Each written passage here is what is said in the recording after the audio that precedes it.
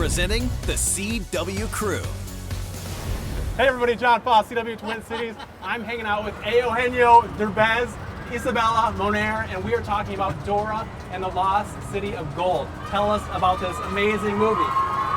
Well, we're excited that it's opening this weekend, so go watch it. Really yes, fun. go watch it. This is probably the most exciting interview I've done so far. We're seeing all this beautiful view, and then we met a lot of awesome fans today.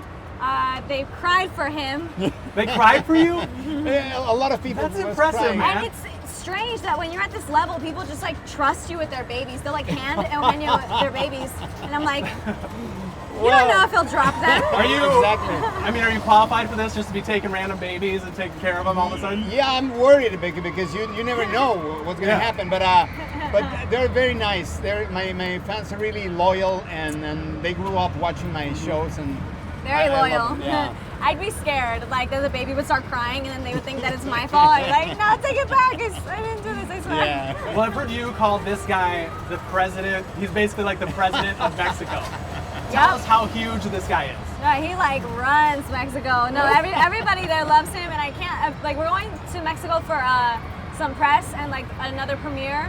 And I can't imagine how crazy that's going to be because they love him here. Yeah. Well, both of you guys, because I walked by the meet and greet when you guys were finishing. People are mobbing you. People down here, every time we get to the bottom here, are going wild. What's it like? You guys are basically like rock stars. And answer me this: you have already achieved this status, but Isabela, I believe, is going to be the next big thing. Am I right? She's amazing. I mean. I'm not kidding. And it's not just because she's here. She's gonna be huge. She's not gonna be an amazing actress. She's gonna be also a great singer, a pop star, a rock star. You're gonna kill it. Thank you. I'm telling you. She's already killing it. I mean, Already, Transformers, and like you started at 10, right? Evita on Broadway. Yeah. What was it like to start at such a young age? That's the thing. When you love something, it never feels like work. And to this day, like, the only thing that feels like work probably is like being in the dark rooms promoting the movie. But here it's like fun, and it's always fun meeting fans and like people who inspire you to do it more. So like. Yeah, definitely. Yeah. You said that this was your craziest interview of all time. You probably won't remember this, but I have interviewed with you one other time. Stop. And I just want to see if you remember Was it for this. Transformers? Yes. Stop. I was on vacation. Check this out. Oh my gosh! You remember that? I remember this. Look at my face. I'm like, wait, you're in a pool right now? I had to go on That's vacation. so They asked if I wanted to do the interview. I was like, No, shoot, I have to go on vacation. But I was like, wait a minute, I can make this work. No, you were so fun. Yeah. That's hilarious. So my wife is like filming My me. hair was so short. Yeah. You changed a lot in 3 years. You're growing up. You're killing it. You're taking over Hollywood. Thank If you. this guy will let you. Yeah, right? Honestly. Because you have the highest grossing Spanish-speaking film of all time, and you basically said, you know what? I don't need anybody. I'm doing this by myself. Produce, direct, acting. Where did you get the guts to do this?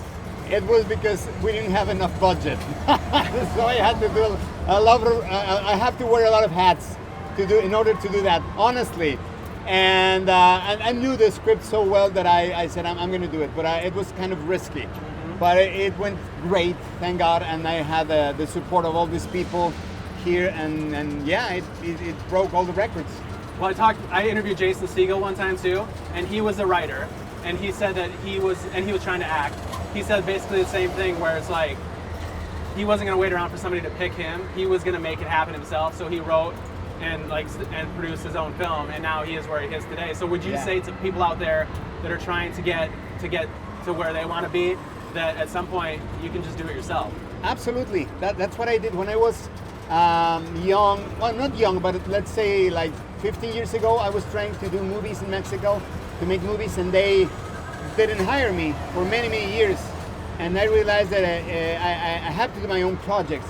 If I don't produce my own projects, if I don't create my own stuff, nobody's going to call me. And when I realized that, I started writing.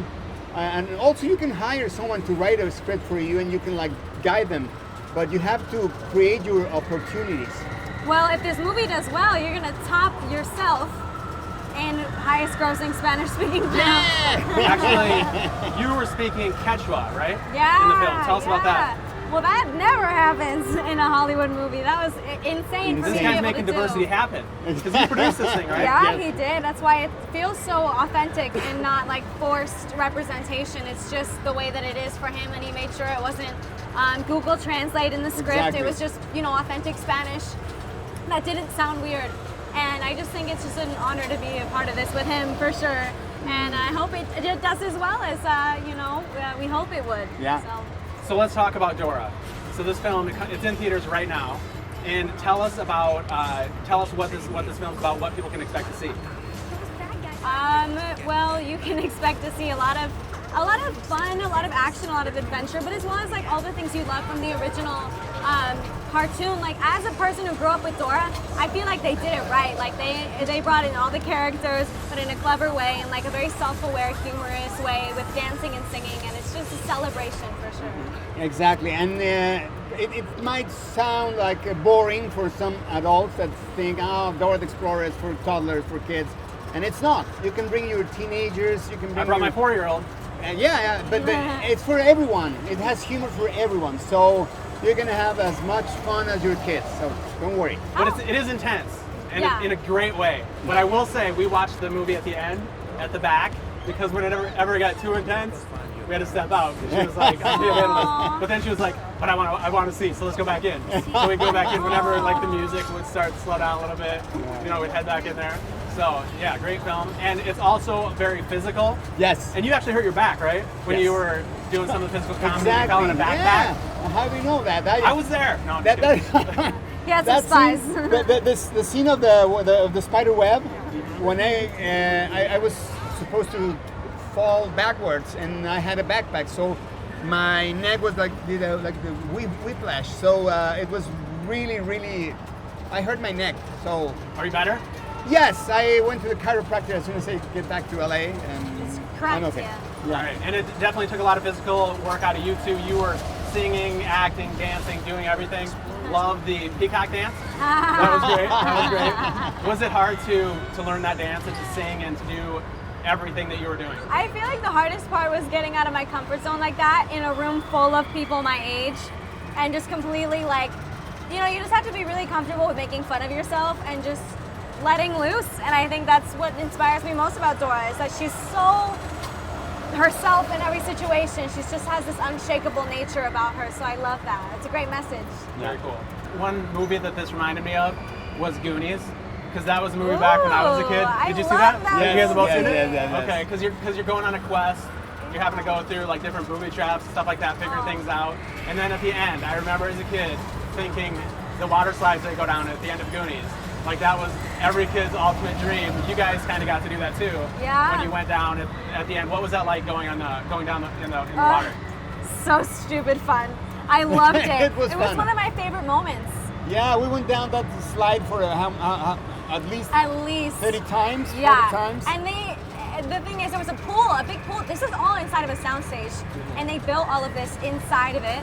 And it was just the crazy, like, when are you going to do that for your job ever? Yeah. Again. It was so much fun. Yeah. 30 times on a slide, Yeah. water slide. So it was really fun. Very cool. And the improv was amazing too. Did you guys improv a lot? He did for sure, A and little bit. Yeah. so did Eva. Eva and Michael, they were always improvising and changing the script in a funny way, in a good way. So it was always, we were cracking up. every It was time. very inspiring as somebody who's not normally a comedic actor, like just to watch them, and they really inspired me to get out of my comfort zone for sure. Yeah, absolutely. All right. Well, guys, I love the film. Congratulations. Best Thank of you. luck. Thank you. Great to meet you guys. Thank you. Thank Nice to meet you. you. Thank you. Good to see you again. You too. The CW crew on the CW Twin Cities, DJ Bonix, Alexa Score, and John Foss. Like, follow, subscribe to, and love the CW crew.